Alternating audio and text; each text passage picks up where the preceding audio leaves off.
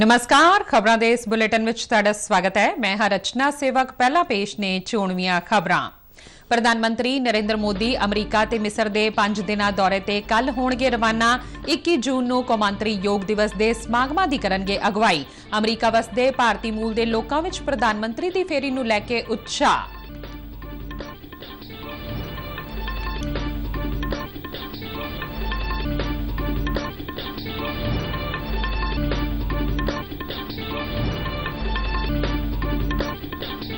केंद्री अमला ते सिखलाई मंत्री डॉक्टर जितेंद्र सिंह अनुसार पिछले 9 सालां विच स्टाफ सिलेक्शन कमीशन राही 4,691 भर्तियां कीतियां गईयां। पंजाब विधान सभा दे विशेष इजलास दी कार्रवाई कल सवेरे 11 बजे तक मुलतवी। भारतीय जनता पार्टी वल्लों इजलास दा बाइकाट। कैनेडा स्थित खालिस्तानी अतवादी हरदीप सिंह निज्जर दी ब्रिटिश कोलंबिया प्रांत दे सरी शहर विच गोली मार के हत्या। ते हुण खबरां विस्तार नाल। प्रधानमंत्री नरेंद्र मोदी कल अमरीका ते मिस्र दे 5 दिन दे सरकारी दौरे ते रवाना होणगे। नवी दिल्ली विच मीडिया नूं जानकारी दिंदिआं विदेश सकत्तर विनय मोहन क्वात्रा ने कहा कि अमरीकी राष्ट्रपति जो बाइडेन अते प्रथम अमरीकी महिला डॉक्टर जिल बाइडेन दे सद्दे उपर प्रधानमंत्री मोदी इस महीने दी 21 तो 23 तरीक तक अमरीका दे सरकारी दौरे ते होणगे। उन्हां दस्सिआ कि प्रधानमंत्री दी यात्रा न्यूयॉर्क तो शुरू होवेगी, जिथे प्रधानमंत्री बुधवार नूं संयुक्त राष्ट्र दे मुख दफ्तर विच कौमांतरी योग दिवस उपर आयोजित प्रोग्रामां दी अगवाई करनगे। संयुक्त राष्ट्र महासभा ने दिसंबर 2014 विच यह तय कीता सी कि 21 जून नूं हर वरे कौमांतरी योग दिवस मनाया जावेगा। First leg of his program in the US is in New York, which starts on the morning of the 21st with celebration of the International Day of Yoga at the UN headquarters in the morning of the 21st. You would recall that United Nations General Assembly had adopted a resolution proclaiming June 21st as the International Day of Yoga. While in New York, Honorable Prime Minister will also meet a cross-section of prominent personalities and leaders. विदेश ਸਕੱਤਰ ने दस्सिਆ कि इस मगरों वीरवार ਨੂੰ प्रधानमंत्री Modi Washington DC जाणगे, जिथे white house which उन्हां दा रस्मी स्वागत किया जाएगा और राष्ट्रपति बाइडेन नाल मुलाकात करनगे तां जो उच्च पद्धरी वार्ता ਨੂੰ जारी रखिया जाए। विदेश ਸਕੱਤਰ ने दस्सिਆ कि अमरीकी राष्ट्रपति वीरवार शाम ਨੂੰ प्रधानमंत्री दे सन्मान विच रात्रि भोज विच शामिल होणगे। क्वात्रा ने कहा कि प्रधानमंत्री मोदी 22 जून ਨੂੰ अमरीकी कांग्रेस दी सांझी बैठक ਨੂੰ संबोधन करनगे। उन्हां दस्सिआ कि शुक्रवार ਨੂੰ प्रधानमंत्री अमरीका दी उप राष्ट्रपति कमला हैरिस अते विदेश मंत्री एंटनी बिलकेन वल्लों सांझे रूप विच आयोजित दोपहर दे भोजन विच शामिल होणगे। विदेश ਸਕੱਤਰ ने कहा कि प्रधानमंत्री मोदी मुख कार्यकारी अधिकारियां, व्यापारियां अते होर हितधारकां नाल भी मिलणगे। ਉਹ भारतीय भाईचारे दे मैंबरां नाल मुलाकात भी करनगे। क्वात्रा ने कहा कि मिस्र दे राष्ट्रपति अब्देल फतेह अल सीसी दे सद्दे उपर प्रधानमंत्री मोदी 24 अते 25 जून ਨੂੰ अरब गणराज मिस्र दी राजधानी काहिरा दी सरकारी यात्रा करनगे। उन्हां दस्सिआ कि प्रधानमंत्री मोदी दी यह पहली मिस्र यात्रा होवेगी। प्रधानमंत्री नरेंद्र मोदी दी 21 जून तो शुरू होने वाली अमरीका फेरी दौरान उन्हां दा स्वागत करन वास्ते भारतीय अमरीकी मूल दे लोकां ने वाशिंगटन विच एकता रैली आयोजित कीती। इस रैली विच वड्डी गिणती विच लोक शामिल होए। स्टूडेंट बन के मेरे को बहुत गर्व है कि यहाँ पे मोदी जी आते हैं, हम उनसे देख पाते हैं उनको, हम उनके लिए स्ट्रेंथ के साथ उनके लिए खड़े हो पाते हैं और बहुत गर्व लगता है हमारे भारत के लिए कि हमको भी यहाँ पे एक आवाज मिलती है और दूसरों को देखना मिलता है। बहुत अच्छा लगता है। देखिए, भारत और अमेरिका में जो यूनिटी है वो लॉन्ग स्टैंडिंग है, लेकिन कभी जाहिर नहीं होती सही तरीके से। लेकिन ये जिस तरह से मोदी जी ने भारत को जिन ऊंचाइयों पे पहुंचाया है, आज उसका ये उदाहरण है। यहाँ पे यूनिटी देखने को मिलती है कि भारत और अमेरिका में भी यूनिटी हो सकती है। पहले हमेशा भारत और अमेरिका जो है कभी भी एक साथ दिखाई नहीं देते थे। आज जो है भारत और अमेरिका, क्या भारत हर दुनिया में हर कंट्री के साथ दिखाई दे रहा है। ਵਿਸ਼ਵ ਭਰ ਵਿੱਚ 9ਵਾਂ ਕੌਮਾਂਤਰੀ ਯੋਗ ਦਿਵਸ 21 ਜੂਨ ਨੂੰ ਮਨਾਇਆ ਜਾਵੇਗਾ। ਪ੍ਰਧਾਨ ਮੰਤਰੀ ਨਰਿੰਦਰ ਮੋਦੀ ਸੰਯੁਕਤ ਰਾਸ਼ਟਰ ਦੇ ਨਿਊਯਾਰਕ ਸਥਿਤ ਮੁੱਖ ਦਫ਼ਤਰ ਵਿਖੇ ਆਯੋਜਿਤ ਹੋਣ ਵਾਲੇ ਯੋਗ ਦਿਵਸ ਪ੍ਰੋਗਰਾਮ ਦੀ ਅਗਵਾਈ ਕਰਨਗੇ। ਯੋਗ ਦਿਵਸ ਦਾ ਇਸ ਸਾਲ ਦਾ ਥੀਮ ਵਸੁਦੇਵ ਕੁਟੁੰਬਕਮ ਲਈ ਯੋਗ ਹੈ। ਪ੍ਰਧਾਨ ਮੰਤਰੀ ਨਰਿੰਦਰ ਮੋਦੀ ਨੇ ਬੀਤੇ ਦਿਨ ਆਕਾਸ਼ਵਾਣੀ ਤੋਂ ਪ੍ਰਸਾਰਿਤ ਆਪਣੇ ਬਹੁਚਰਚਿਤ ਪ੍ਰੋਗਰਾਮ ਮਨ ਕੀ ਬਾਤ ਵਿੱਚ ਲੋਕਾਂ ਨੂੰ ਆਪਣੀ ਸਰੀਰਕ ਅਤੇ ਮਾਨਸਿਕ ਤੰਦਰੁਸਤੀ ਲਈ ਯੋਗ ਨੂੰ ਅਪਣਾਉਣ ਲਈ ਅਪੀਲ ਕੀਤੀ। ਮਨ ਕੀ ਬਾਤ ਪ੍ਰੋਗਰਾਮ ਨੇ ਇਸ ਤਰ੍ਹਾਂ ਦੇਸ਼ ਦੇ ਸਾਰੇ ਹੀ ਕੋਨਿਆਂ ਦੇ ਲੋਕਾਂ ਨੂੰ ਯੋਗ ਦਾ ਸੁਨੇਹਾ ਦਿੱਤਾ। ਉਨ੍ਹਾਂ ਕਿਹਾ ਕਿ 21 ਜੂਨ ਦਾ ਦਿਨ ਉਨ੍ਹਾਂ ਲੋਕਾਂ ਲਈ ਇੱਕ ਵੱਡਾ ਮੌਕਾ ਹੈ ਜੋ ਕਸਰਤ ਲਈ ਯੋਗ ਨਾਲ ਜੁੜੇ ਹੋਏ ਨਹੀਂ ਹੈ। 21 ਜੂਨ ਨੂੰ ਕੌਮਾਂਤਰੀ ਯੋਗਾ ਦਿਵਸ ਦੇ ਜਸ਼ਨਾਂ ਵਿੱਚ ਉਪ ਰਾਸ਼ਟਰਪਤੀ ਜਗਦੀਪ ਧਨਖੜ ਦੇਸ਼ ਵਾਸੀਆਂ ਦੀ ਅਗਵਾਈ ਕਰਨਗੇ। ਇਸ ਸਬੰਧ ਵਿੱਚ ਮੁੱਖ ਸਮਾਗਮ ਮੱਧ ਪ੍ਰਦੇਸ਼ ਦੇ ਜਬਲਪੁਰ ਵਿੱਚ ਹੋਵੇਗਾ। ਇਸ ਮੌਕੇ ਉਪ ਰਾਸ਼ਟਰਪਤੀ ਜਗਦੀਪ ਧਨਖੜ ਇਕੱਠ ਨੂੰ ਸੰਬੋਧਨ ਕਰਨਗੇ ਤੇ ਬਾਅਦ ਵਿੱਚ ਮਾਸ ਯੋਗਾ ਪ੍ਰਦਰਸ਼ਨ ਦੀ ਅਗਵਾਈ ਕਰਨਗੇ। ਸਮਾਗਮ ਵਿੱਚ ਮੱਧ ਪ੍ਰਦੇਸ਼ ਦੇ ਰਾਜਪਾਲ ਮੰਗੂਬਾਈ ਪਟੇਲ, ਮੁੱਖ ਮੰਤਰੀ ਸ਼ਿਵਰਾਜ ਸਿੰਘ ਚੌਹਾਨ, ਕੇਂਦਰੀ ਆਯੁਸ਼ ਮੰਤਰੀ ਸਰਬਾਨੰਦ ਸੋਨੋਵਾਲ ਵੀ ਸ਼ਾਮਿਲ ਰਹਿਣਗੇ। ਪ੍ਰਧਾਨ ਮੰਤਰੀ ਨਰਿੰਦਰ ਮੋਦੀ ਨੇ ਗੀਤਾ ਪ੍ਰੈਸ ਗੋਰਖਪੁਰ ਨੂੰ ਗਾਂਧੀ ਸ਼ਾਂਤੀ ਪੁਰਸਕਾਰ 2021 ਨਾਲ ਸਨਮਾਨਿਤ ਕੀਤੇ ਜਾਣ ਉੱਪਰ ਵਧਾਈ ਦਿੱਤੀ ਹੈ। ਪ੍ਰਧਾਨ ਮੰਤਰੀ ਨੇ ਟਵੀਟ ਕਰਕੇ ਕਿਹਾ ਹੈ ਕਿ ਮੈਂ ਗੀਤਾ ਪ੍ਰੈਸ ਗੋਰਖਪੁਰ ਨੂੰ ਗਾਂਧੀ ਸ਼ਾਂਤੀ ਪੁਰਸਕਾਰ ਨਾਲ ਸਨਮਾਨਿਤ ਕੀਤੇ ਜਾਣ ਉੱਪਰ ਵਧਾਈ ਦਿੰਦਾ ਹਾਂ। ਲੋਕਾਂ ਵਿਚਾਲੇ ਸਮਾਜਿਕ ਅਤੇ ਸੱਭਿਆਚਾਰਕ ਪਰਿਵਰਤਨ ਨੂੰ ਅੱਗੇ ਵਧਾਉਣ ਦੀ ਦਿਸ਼ਾ ਵੱਲ ਗੀਤਾ ਪ੍ਰੈਸ ਨੇ ਪਿਛਲੇ 100 ਸਾਲਾਂ ਵਿੱਚ ਸ਼ਲਾਘਾਯੋਗ ਕਾਰਜ ਕੀਤੇ ਨੇ। ਗੀਤਾ ਪ੍ਰੈਸ ਨੂੰ 2021 ਦਾ ਗਾਂਧੀ ਸ਼ਾਂਤੀ ਪੁਰਸਕਾਰ ਦੇਣ ਦਾ ਫੈਸਲਾ ਪ੍ਰਧਾਨ ਮੰਤਰੀ ਮੋਦੀ ਦੀ ਅਗਵਾਈ ਵਿੱਚ ਜਿਊਰੀ ਵੱਲੋਂ ਸਰਬਸੰਮਤੀ ਨਾਲ ਲਿਆ ਗਿਆ। ਇਹ ਪੁਰਸਕਾਰ ਗੀਤਾ ਪ੍ਰੈਸ ਗੋਰਖਪੁਰ ਨੂੰ ਅਹਿੰਸਕ ਅਤੇ ਹੋਰ ਗਾਂਧੀਵਾਦੀ ਆਦਰਸ਼ਾਂ ਦੇ ਮਾਧਿਅਮ ਨਾਲ ਸਮਾਜਿਕ, ਆਰਥਿਕ ਅਤੇ ਸਿਆਸੀ ਖੇਤਰ ਵਿੱਚ ਤਬਦੀਲੀਆਂ ਲਿਆਉਣ ਲਈ ਵਧੀਆ ਯੋਗਦਾਨ ਵਾਸਤੇ ਦਿੱਤਾ ਜਾ ਰਿਹਾ ਹੈ। ਕੇਂਦਰੀ ਅਮਲਾ ਤੇ ਸਿਖਲਾਈ ਮੰਤਰੀ ਡਾਕਟਰ ਜਤਿੰਦਰ ਸਿੰਘ ਨੇ ਕਿਹਾ ਕਿ ਪਿਛਲੇ 9 ਸਾਲਾਂ ਵਿੱਚ ਸਟਾਫ ਸਿਲੈਕਸ਼ਨ ਕਮਿਸ਼ਨ ਰਾਹੀਂ 4,691 ਭਰਤੀਆਂ ਕੀਤੀਆਂ ਗਈਆਂ ਨੇ। ਅੱਜ ਨਵੀਂ ਦਿੱਲੀ ਵਿੱਚ ਭਾਰਤੀ ਜਨਤਾ ਪਾਰਟੀ ਦੇ ਹੈੱਡਕੁਆਰਟਰ ਵਿਖੇ ਪੱਤਰਕਾਰਾਂ ਨਾਲ ਗੱਲਬਾਤ ਕਰਦਿਆਂ ਉਨ੍ਹਾਂ ਦੱਸਿਆ ਕਿ 2004 ਤੋਂ 2013 ਤੱਕ 2,07,563 ਦੀ ਸਟਾਫ ਸਿਲੈਕਸ਼ਨ ਕਮਿਸ਼ਨ ਰਾਹੀਂ ਭਰਤੀ ਕੀਤੀ ਗਈ ਸੀ। ਉਨ੍ਹਾਂ ਦੱਸਿਆ ਕਿ ਮੋਦੀ ਸਰਕਾਰ ਹੇਠ ਪਿਛਲੇ 9 ਸਾਲਾਂ ਵਿੱਚ ਸੰਘ ਲੋਕ ਸੇਵਾ ਕਮਿਸ਼ਨ ਰਾਹੀਂ 50,906 ਦੀ ਚੋਣ ਕੀਤੀ ਗਈ ਹੈ। ਡਾਕਟਰ ਜਤਿੰਦਰ ਸਿੰਘ ਨੇ ਕਿਹਾ ਕਿ ਰੇਲਵੇ ਭਰਤੀ ਬੋਰਡ ਵੱਲੋਂ ਬੀਤੇ 9 ਵਰਿਆਂ ਵਿੱਚ 4,30,594 ਦੀ ਭਰਤੀ ਕੀਤੀ ਗਈ ਹੈ। The only government which has followed a pattern of mass recruitments, mass promotions. हर रोजगार मेला के अंक में जो अब तक 6 हो चुके हैं, प्रधानमंत्री ने कभी भी 70,000 से कम नियुक्ति पत्र जारी नहीं किए। Quantitatively also this government has performed better in the last 9 years compared to the earlier first 9 years of the UPA government, and qualitatively also बहुत बड़ा योगदान प्रधानमंत्री मोदी जी का रहा है कि उन्होंने इस देश को इस बात के लिए जागृत किया कि रोजगार का अर्थ सिर्फ सरकारी नौकरी ही नहीं, उसके अतिरिक्त भी है।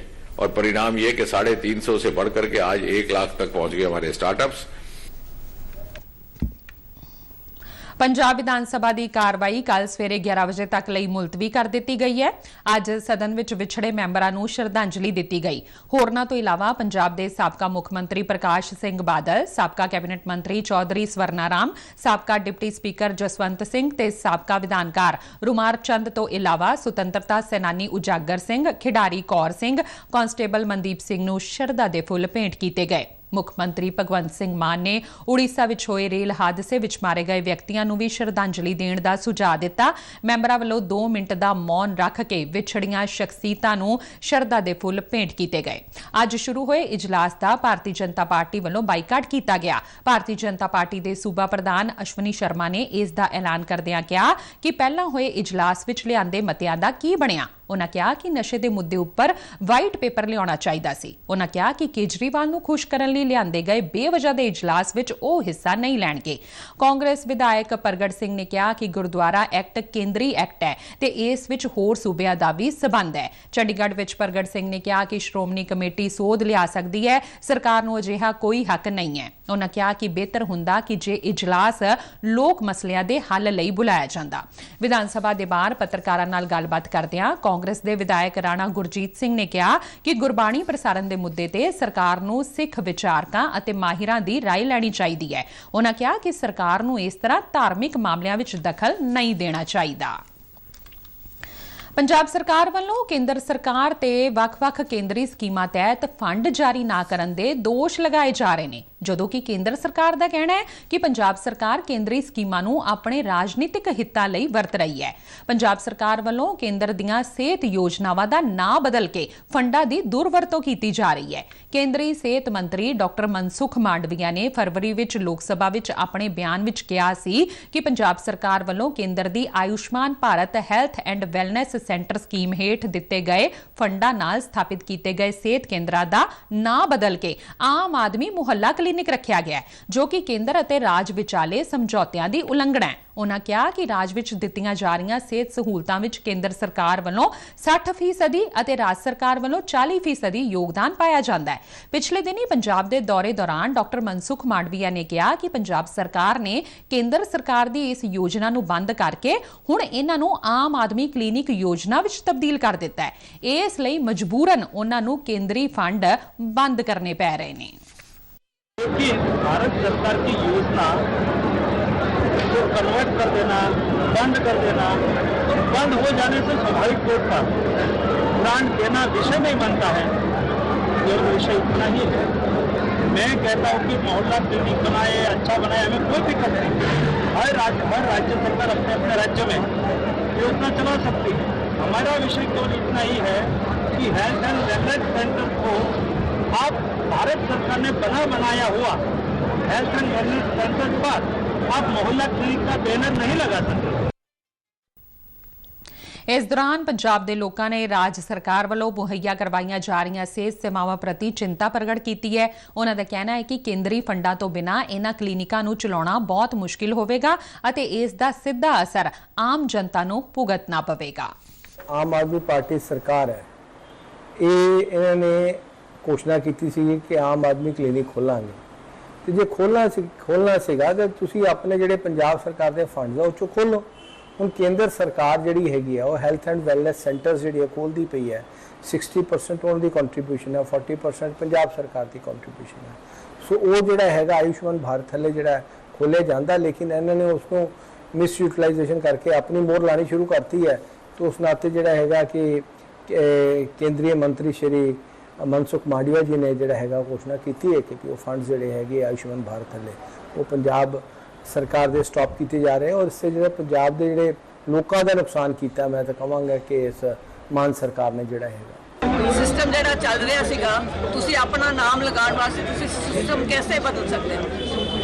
तरीके नाल सिस्टम बनया हुंदा हैगा।